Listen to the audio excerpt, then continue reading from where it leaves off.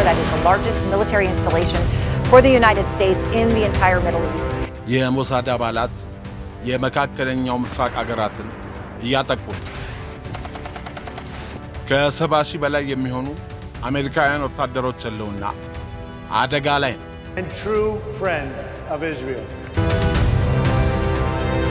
ኢራን በመካከለኛው ምስራቅ ያሉ የአሜሪካ ጦር ሰፈሮች እስካልተዘጉ ድረስ ጦርነቱ ይቀጥላል አለች።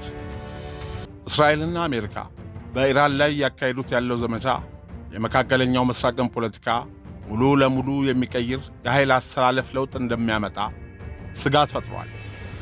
እስራኤላውያን የሞሳድ ወኪሎች በኢራን እየተጠቁ ባሉ የአሜሪካ ጦር ሰፈሮች በሚገኙባቸው የባሕረ ሰላጤው አገራት ላይ በህቡ የቦምብ ፍንዳታና በሰው አልባ ድሮኖች የአጥፍቶ ጠፊ ጥቃት እየፈጸሙ ነው ሲል የፖለቲካ ተንታኝና ጋዜጠኛ ታከር ካርልሰን አጋለጠ።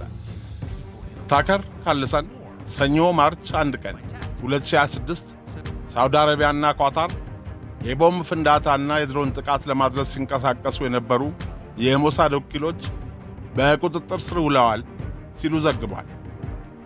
እስራኤላውያን በኢራን እየተጠቁ ባሉ የባሕረ ሰላጤው አገሮች ላይ የቦምብ ፍንዳታ የሚፈጽሙት ለምንድን ነው ሲል የጠየቀው ታከር ካርልሰን እስራኤል ኢራንን፣ ኳታርን፣ የተባበሩት አረብ ኤሚሬትስን፣ ሳውዲ አረቢያን፣ ባህሬንን፣ ኦማንንና ኩዌትን መጉዳትና ማተራመስ ትፈልጋለች ሲል ምላሽ ሰጥቷል። ይህ በእንዲህ እንዳለ አንድ ሳምንት ሊሞላው ቀናት የቀሩት እስራኤልና አሜሪካ በኢራን ላይ የከፈቱት ጦርነት ይቆም ዘንድ የአሜሪካ ወታደሮች ከመካከለኛው ምስራቅ ክልል መውጣት አለባቸው ሲሉ የኢራን ፓርላማ የደህንነት ኮሚቴ ሊቀመንበር ማላም ኢብራሂም አዚዚ ተናገሩ። ለመካከለኛው ምስራቅ አገሮች ዘላቂ ሰላም እንዲመጣ ትክክለኛው መፍትሄ የአሜሪካን ጦር ከመካከለኛው ምስራቅ ማባረርና በክልል ውስጥ ያሉትን ወታደራዊ ሰፈሮቿን ማፍረስ ብቻ ነው ያሉት የኢራን ፓርላማ የደህንነት ኮሚቴ ሊቀመንበር ማላም ኢብራሂም አዚዚ በመካከለኛው ምስራቅ አገራት ውስጥ የአሜሪካ ወታደሮች መኖራቸው ለቀውሱ ምንጭ እንደሆነና የክልሉ ደህንነት የሚጠበቀው በአሜሪካ ሳይሆን በክልሉ አገራት ብቻ መሆን አለበት ሲሉ መናገራቸው ተሰምቷል።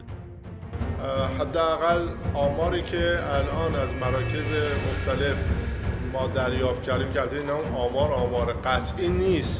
የአሜሪካ የጦር ሰፈሮች በመካከለኛው ምስራቅ አገራት ውስጥ እንዲኖሩ በፍጹም አንስማማም።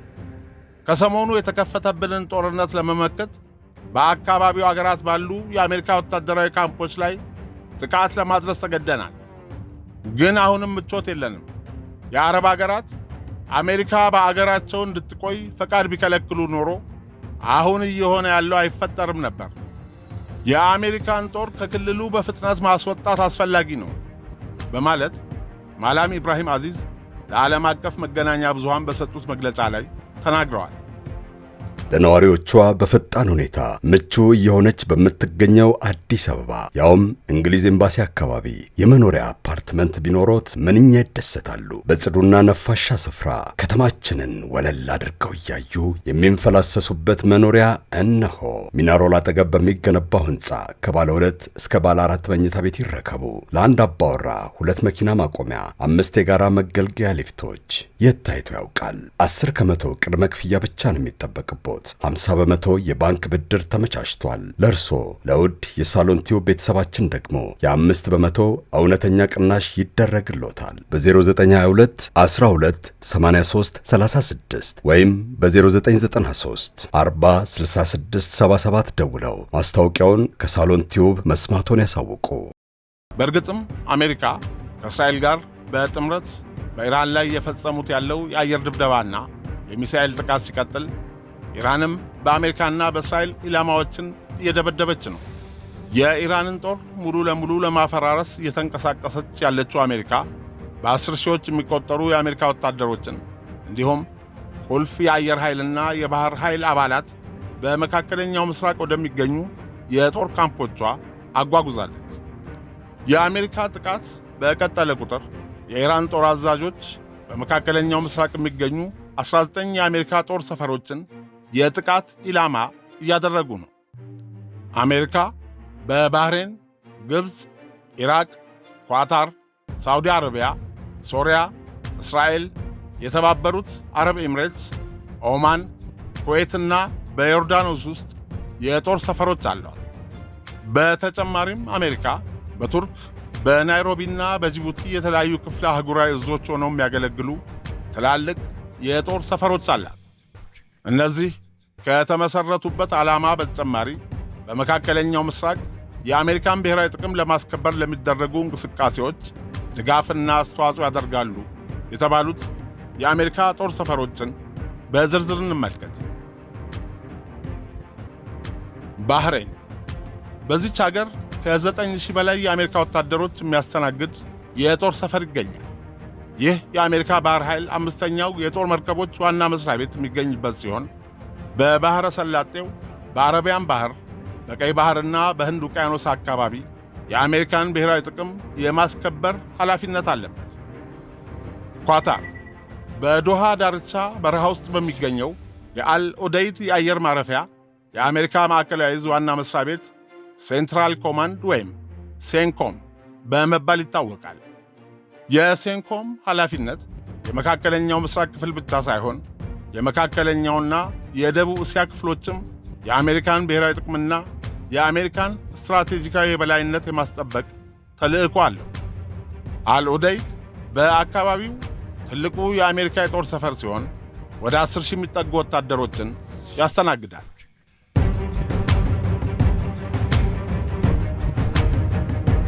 ኩዌት በዚች ሀገር በርካታ የጦር ሰፈሮች ይገኛሉ። ከእነዚህ ውስጥ አንዱ ካምፕ አሪፍ ጃን ይባላል።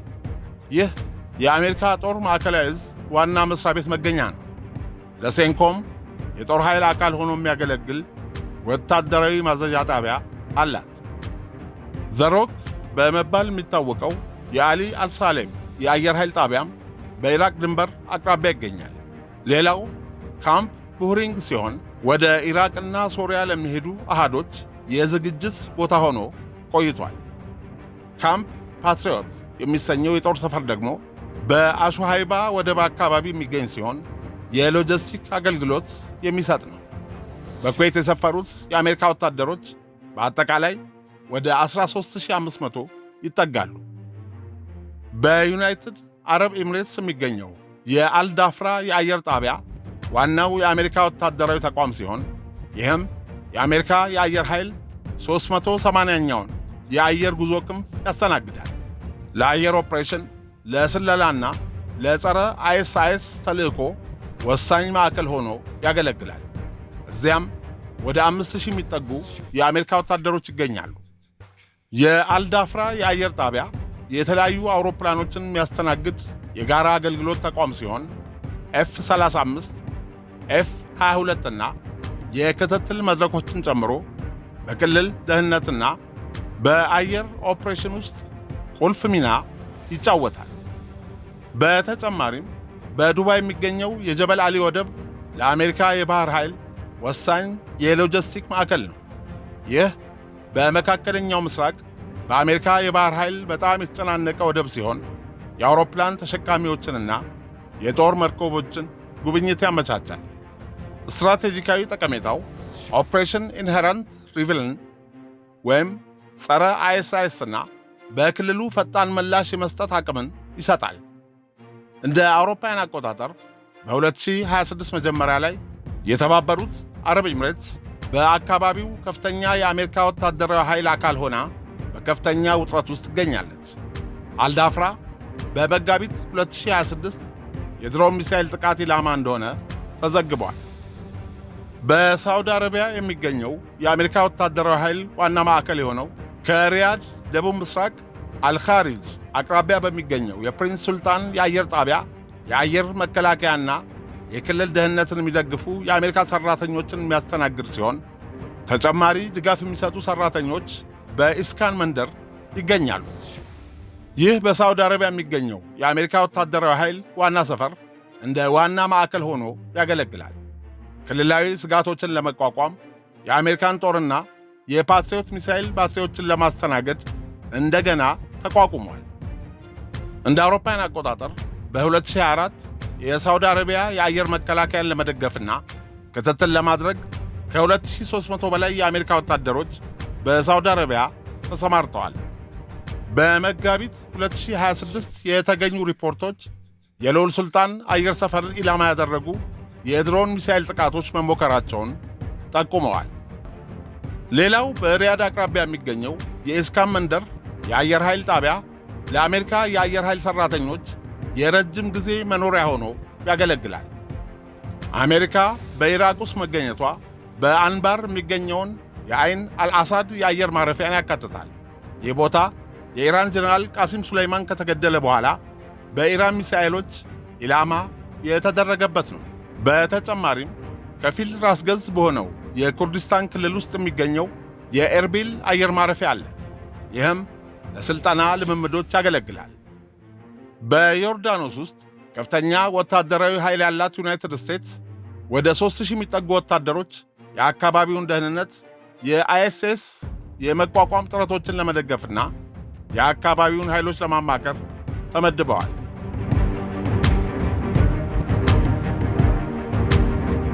ሙዋፋቅ ሳልቲ የአየር ጣቢያ ወይም አዝራቅ።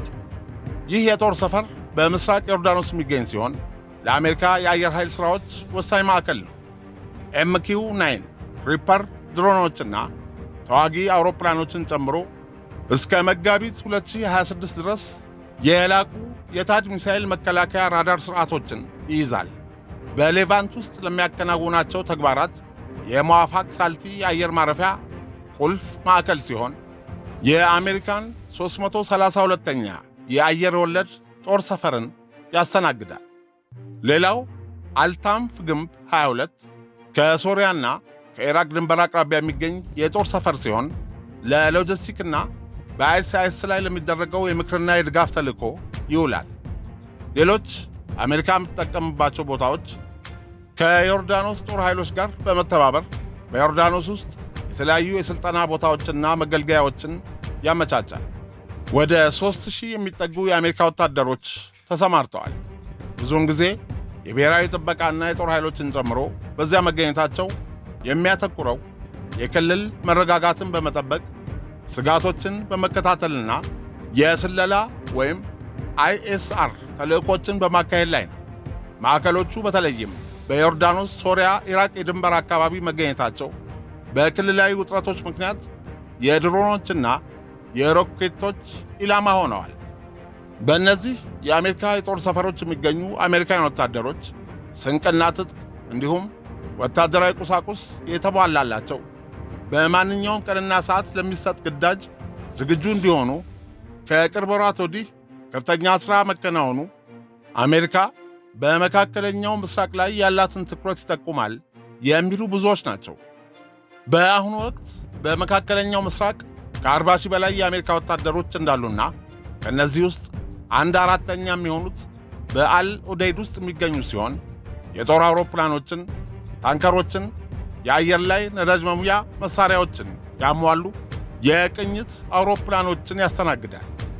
በመካከለኛው ምስራቅ ካሉ የአሜሪካ ጦር ሰፈሮች በባህሬን የሚገኘው የባህር ኃይል የጦር ሰፈር ትልቁ እንደሆነም ይታመናል። እነዚህ በመካከለኛው ምስራቅ አገራት ያሉ የጦር ሰፈሮች በተጠንቀቅ ባሉበት ነባራዊ ሁኔታ ላይ ያሉና ከኢራን ጋር የኑክሌር ጦር መሳሪያ ቅነሳና አጠቃቀምን በተመለከተ በድርድር ላይ ያሉት የአሜሪካ ልዑካን ሳያውቁ ዶናልድ ትራምፕ ከእስራኤል መሪዎች ጋር መክረው በኢራን ላይ ጦርነት በመክፈት ዛሬ በመካከለኛው ምስራቅ ያሉ አሜሪካውያን ወታደሮችን ሕይወት ለአደጋ ያጋለጡ። ዶናልድ ትራምፕ ከቀናት በኋላ በሰጡት መግለጫ ላይ የውሳኔያቸውን መነሻ ሲያብራሩ ከእነዚህ እብዶች ጋር ድርድር እያደረግን ነበር፣ ነገር ግን ኢራናውያን ቀድመው በእኛ ላይ ጥቃት ለመሰንዘር እያሰቡ መሆኑ በጽኑ ተሰምቶኝ ነበር። አሜሪካ ቀድማ ፈጣን እርምጃ ባትወስድ ኖሮ በኢራን እንደምትጠቃ ተገነዘብኩ። በመቀጠልም እስራኤል በዚህ ጉዳይ ላይ አፋጣኝ እርምጃ እንድትወስድ ግፊት አደረጉ በማለት በሚገርም ሁኔታ ይህ በአንድ ሳምንት ውስጥ መላውን የመካከለኛው ምስራቅ እያዳረሰ ያለውን ወታደራዊ ቀውስ የቀሰቀሱት እሳቸው እንደሆኑ ጠቁመዋል። አሜሪካና እስራኤል በኢራን ላይ የወሰዱት ባለው ወታደራዊ ዘመቻዎች ምክንያት የዓለም ኢኮኖሚ ወደ ከፍተኛ ቀውስና ወታደራዊ ፍጥጫ ከመግባቱ በተጨማሪ የተባበሩት መንግሥታት ድርጅት የዓለም አቀፍ የባህር ላይ ጉዞ ድርጅት እንዳስታወቀው በመካከለኛው ምስራቅ በተቀሰቀሰው ጦርነት ምክንያት ወደ 20,000 የሚጠጉ መርከበኞችና 15,000 የመርከብ መንገደኞች በባሕረ ሰላጤ ውስጥ ተቀርቅረው ይገኛሉ። የድርጅቱ ዋና ጸሐፊ አርሴኒዮ ዶሚንጌዝ ተቋማቸው አደጋ ከተጋረጠባቸው መርከበኞች ደህንነት ጋር በተያያዘ ከሚመለከታቸው አካላት ጋር ሁሉ በጋራ ለመስራት ዝግጁ መሆኑን ገልጸዋል።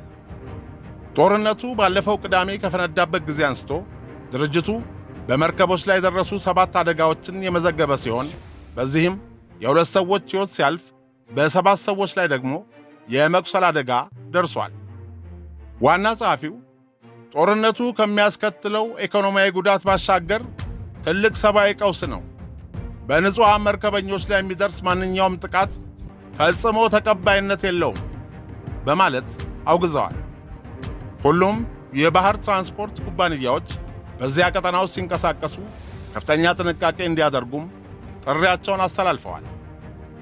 በሌላ በኩል ከዓለም የድፍድፍ ነዳጅ አቅርቦት 1/5ኛውና ከፍተኛ መጠን ያለው የተፈጥሮ ጋዝ የሚተላለፍበትን የሆርሙዝ ስትሪት ኢራን በተጨባጭ ዘግተዋለች። የዴንማርኩን ግዙፍ ኩባንያ መርስክ ጨምሮ በርካታ የባህር ትራንስፖርት ኩባንያዎች በባሕረ ሰላጤው በኩል የሚያደርጉትን የጉዞ ምዝገባ አቋርጠዋል። የኢራን አብዮታዊ ዘብ ረቡዕ ዕለት በባህር መስመሩ ላይ ሙሉ ቁጥጥር ማድረጉን ያሳወቀ ሲሆን ተጨማሪ መርከቦች ላይ ጥቃት እያደረሰ መሆኑም ተዘግቧል። ኬፕለር የተሰኘው የኤነርጂ መረጃ ተቋም እንዳመለከተው በሆርሙዝ የባህር መስመር የሚያልፉ የነዳጅ ጫኝ መርከቦች ቁጥር ካለፈው ሳምንት ጋር ሲነጻጸር 90 በመቶ ቀንሷል። ይህንንም ተከትሎ የነዳጅ ዋጋ በከፍተኛ ሁኔታ እያሻቀበ ሲሆን የአሜሪካው ፕሬዝዳንት ዶናልድ ትራምፕ ማክሰኞ ዕለት በሰጡት መግለጫ የአሜሪካ የባህር ኃይል የነዳጅ ጫኝ መርከቦችን በዚህ ወሳኝ የባህር መስመር ላይ አጅቦ ለማሳለፍ ዝግጁ መሆኑን አስታውቀዋል። በዘመናዊ የጦር መሳሪያዎችና በረቀቀ የቴክኖሎጂ እገዛ በሚካሄደው የመካከለኛው ምስራቅ ጦርነት ውስጥ የሰው ልጅ ብልሃት ቴክኖሎጂን ሲያሸንፍ የሚያሳይ አስገራሚ ክስተት ተፈጥሯል። የእስራኤል መከላከያ ሰራዊት በኢራን ላይ ባካሄደው ጥቃት አንድ ትልቅ የጦር ሄሊኮፕተር ማውደሙን የሚያሳይ ቪዲዮ አውጥቶ ነበር። ነገር ግን ጉዳዩን በጥልቀት የመረመሩ የጦር ትንታኔ ባለሙያዎች ቪዲዮውን ሲመለከቱት የተመታው ሄሊኮፕተር ሳይሆን አስፓልት ላይ የተሳለ ባለ 3 ልኬት ወይንም 3D ስዕል ሆኖ ተገኝቷል። ኢራናውያን ይህንን የጦር ሄሊኮፕተር አምሳያ መሬት ላይ በከፍተኛ ጥበብ በመሳል ከላይ ለሚመለከት አውሮፕላን ወይም ድሮን እውነተኛ ሄሊኮፕተር እንዲመስል አድርገውታል። የቦምቡ ፍንዳታ ሲከሰት ምንም አይነት የብረት ስብርባሪ ወይም የነዳጅ ቃጠሎ አልታየም። ስዕሉ እንዳለ መሬት ላይ ተለጥፎ ቀርቷል። እጅግ የሚገርመው ደግሞ የኪሳራው መጠን ነው። ኢራን ይህንን ለማዘጋጀት ጥቂት ዶላሮችን ለቀለም ብቻ አስታወጣ፣ እስራኤል ግን ይህንን ስዕል ለማውደም በሚሊዮን ዶላር የሚገመት እጅግ ዘመናዊ ሚሳኤል ተጠቅማለች። ይህ አጋጣሚ በጦርነት ውስጥ የጉልበትና የገንዘብ ብልጫ ብቻ ሳይሆን የማታለልና የብልሃት ስልት ምን ያህል ወሳኝ እንደሆነም አሳይቷል። ፕሬዝዳንት ዶናልድ ትራምፕ በኢራን ላይ የተካሄደ ባለው ጦርነት የእግረኛ ወታደር የማዝመት ሐሳብ እንዳላቸው ተጠይቀው እንደ ቀድሞ የአሜሪካ ፕሬዝዳንቶች የምድር ጦር አላዘምትም ብዬ አልናገርም። ምናልባት ወደፊት የእግረኛ ጦራችንን ልናዘምት እንችላለን፣ ነገር ግን መቼ እናዘምታለን የሚለው የእኛና የእኛ ውሳኔ ነው ሲሉ ለኒውዮርክ ፖስት ተናግረዋል። በተመሳሳይም የአሜሪካው የመከላከያ ሚኒስትር ፒት ሄክሴዝ በበኩላቸው በአሁኑ ወቅት በኢራን ምድር ላይ የሚገኝ የአሜሪካ ወታደር ባይኖርም ወደፊት ስለሚወሰዱ እርምጃዎች ግን ይህንን እናደርጋለን ወይም አናደርግም በሚል ዝርዝር ውስጥ እንደማይገቡ ተናግረዋል። ኤፒክ ፉሪ በተሰኘው በዚህ ወታደራዊ ዘመቻ እስካሁን 4 የአሜሪካ ወታደሮች መገደላቸውን የአሜሪካ ጦር አረጋግጧል። ወታደሮቹ የተገደሉት በኩዌት በሚገኝ ወታደራዊ ማዕከል ላይ በደረሰ ጥቃት መሆኑም ተገልጿል። ፕሬዝዳንት ትራምፕ ተጨማሪ የአሜሪካ ወታደሮች ሊሰዉ እንደሚችሉ የገለጹ ሲሆን ሆኖም ዘመቻው የተቀመጡት ግቦች እስኪሳኩ ድረስ ይቀጥላል ብለዋል። ትራምፕ እንደገለጹት የእንግሊዝ መንግሥት ገና ከጅምሩ የጦር ሰፈርና የአየር ክልል ፈቃድ በአፋጣኝ አለመስጠቱ የሚያሳዝን ቢሆንም አሁን ግን ያንን ፈቃድ አግኝተናል። ይህን ወሳኝ ፈቃድ ማግኘታችንም የቦምብ ድብደባ ዘመቻችንን በተግባር ከምንመራባቸው ቁልፍ መንገዶች አንዱ ሆኗል። በቀጣይ ተጨማሪ እርምጃዎች ይወሰዳሉ ስንል ተጨማሪ የጦር አውሮፕላን ስብስቦችን፣ የተሻሻሉ የመከላከያ ሥርዓቶችን እንዲሁም ይበልጥ ተደጋጋሚ የሆኑ የቦምብ ድብደባዎችን ማለታችን ነው። በኢራን ላይ በተለይም በቴህራን የምናዘንባው አውዳሚ የጦር መሳሪያ መጠን በከፍተኛ ሁኔታ ይጨምራል። ለዚህም አንዱ ማሳያ ተጨማሪ የጦር ሰፈሮችን የምናገኝ መሆኑ ነው። ይህም በተመለከተ ከእንግሊዝ ባለፈ ሌሎች ወዳጅ አገራትም ከጎናችን በመቆም ፈቃደኛነታቸውን እያሳዩን ይገኛሉ ብለዋል። እስራኤልና አሜሪካ በወሰዱት ጥምር ጥቃት የኢራኑ የበላይ መሪ አያቶላ አሊ ካሚኒን ጨምሮ በርካታ ከፍተኛ ባለሥልጣናት መገደላቸው ይታወሳል። በመጀመሪያዎቹ 24 ሰዓታት ውስጥ ብቻ ከ1000 በላይ ኢላማዎች መመታታቸውን የጦር ኃይሎች ጠቅላይ ኤታማዦር ሹም ጀነራል ዳን ኬን አስታውቀዋል። ኢራንም በበኩሏ በእስራኤል በባሕረ ሰላጤው አገራትና በቀጠናው በሚገኙ የአሜሪካ ተቋማት ላይ የሚሳኤልና የድሮን ጥቃቶችን በመሰንዘር የአጸፋ እርምጃዎች እየወሰደች ትገኛለች። ፕሬዝዳንት ትራምፕ ጥቃቱ ለ4 ወይም ለ5 ሳምንታት ሊቀጥል እንደሚችል ቢያስታውቁም የመከላከያ ሚኒስትሩ ግን እንደ ሁኔታው ጊዜው ሊያጥር ወይም ሊራዘም እንደሚችል ጠቁመዋል። ፕሬዝዳንት ዶናልድ ትራምፕ ለኤንቢሲ ኒውስ በስልክ በሰጡት ቃለ ምልልስ በኢራን ላይ የእግረኛ ጦር ወረራ ማካሄድ ከንቱ ልፋት መሆኑን ገልጸው ሆኖም አሜሪካ ቀጣዩን የአገሪቱን መሪ በመምረጥ ሂደት ውስጥ የራሷን ቁልፍ ሚና እንደምትጫወት ጠቁመዋል። አሜሪካና እስራኤል ወረራ ሊፈጽሙ ነው በሚል ከኢራን ለሚነሳው ክስ ምላሽ የሰጡት ትራምፕ ይህ ጊዜም ማጥፋት ነው፣ እነሱ ሁሉንም ነገር አጥተዋል፣ የባህር ኃይላቸውን አጥተዋል፣ ሊያጡት የሚችሉትን ሁሉ አጥተዋል በማለት የኢራንን ወቅታዊ አቅም አጣጥለዋል። ይሁን እንጂ አገሪቱ አዲስ መሪ ወደ መምረጥ ስታመራ እዚያ ገብተን ሁሉንም ነገር ጠራርገን ማውጣት እንፈልጋለን በማለት የቀድሞውን የአመራር ሥርዓት ሙሉ በሙሉ የመቀየር ፍላጎት እንዳላቸው አብራርተዋል። አክለውም በ10 ዓመታት ጊዜ ውስጥ ወታደራዊ ኃይሉን መልሶ የሚገነባ መሪ አንፈልግም፣ ጥሩ መሪ እንዲኖራቸው እንፈልጋለን። ለዚህ ኃላፊነት ጥሩ ይሠራሉ ብዬ የማስባቸው አንዳንድ ሰዎች አሉን በማለት አሜሪካ የምትደግፋቸው እጩዎች መኖራቸውን አመላክተዋል።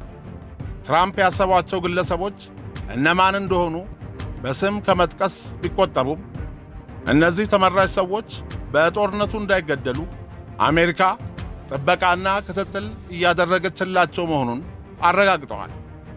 ይህ በእንዲህ እንዳለ ሩሲያ ከኢራን ጋር የወታደራዊና የስለላ የመረጃ ልውውጥ እያደረገች ነው በሚል ክስ መሰንዘሩ ያበሳጫቸው የቀድሞ የሩሲያ ፕሬዝዳንት ዲሚትሪ ሜድቬዴቭ በመካከለኛው ምስራቅ የሚገኙ የአሜሪካን ወታደራዊ ሰፈሮች ለአካባቢው ከፍተኛ የደህንነት ስጋት መሆናቸውንና ከቀን ወደ ቀን በቀጣናው እየተባባሰ ለመጣው ቀውስ ዋነኛው ምክንያት ናቸው ማለታቸው ታውቋል።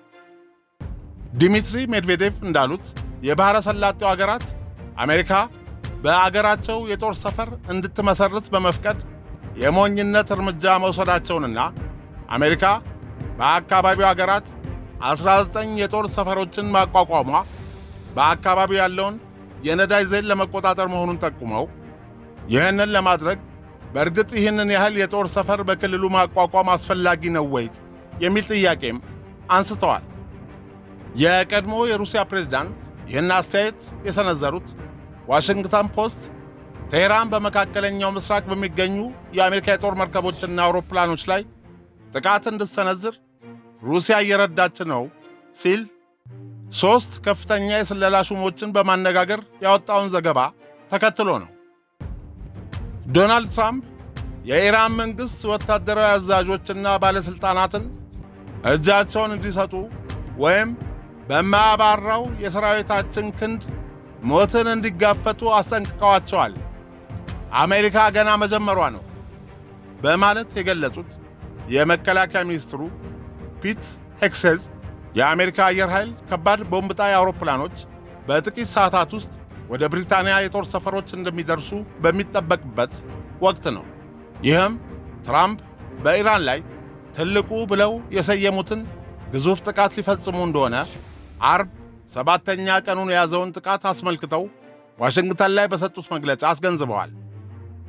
አሜሪካ በጦርነቱ የሰሜን ጦር ቃል ኪዳን አባል አገራትን በሙሉ እጃቸውን እንዲያስገቡ ግፊት እያደረጉ ከመሆኑ በተጨማሪ በየአገራቱ ያሉ ለኢራን በስለላ የሚሰሩ ናቸው ተብለው የሚጠረጠሩና በጸረ አሜሪካ እንቅስቃሴ ውስጥ የሚሳተፉ ወገኖችን የጸጥታ መስሪያ ቤቶች በቁጥጥር ስር እንዲያውሉ ግፊት እያደረጉ ነው ሳምንቱ የተጠናቀቀው።